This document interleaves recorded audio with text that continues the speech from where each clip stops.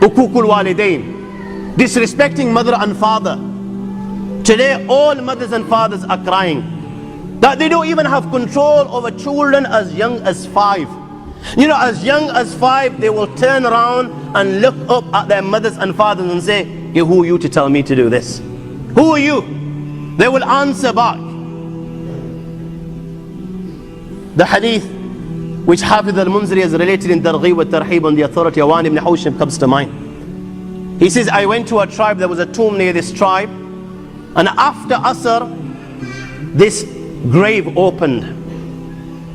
And he says, a man came out of this grave. His head was that of a donkey, and his body was that of a human being.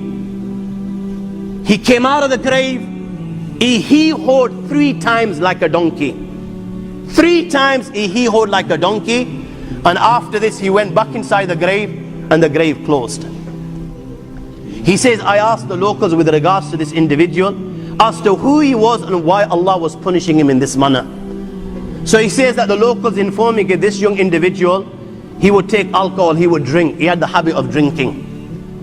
And when he would drink too much and he would return home in the evening to his mother, just as our mothers do, you know, when we're out and having a good night out, haven't told our mothers are sleepless, they're not even sleeping, they're waiting us for inside their homes, you know, fearing with regards to our well-being. Are we okay? Where are we? They're waiting there. My friends, his mother would do the same. When he would return and she would see him intoxicated, to save him from Jahannam and the fire of hell and the punishment of the Akhirah, she would give her son nasiha, and she would say to her son, "Oh my son, ittaqullah, fear Allah subhanahu wa ta'ala, stay well away from this thing, al-khamru jumma al-ithm, this is the mother of all evils, ummul khabaith. Oh my son, rizsu min amali shaitan, is a filthy thing, is from the handicraft and works of the shaitan. Fajtanibu la'allakum tuflihun. Oh my son, if you want success, if you want to go to paradise, then don't even go near this. Oh my son, do you not realize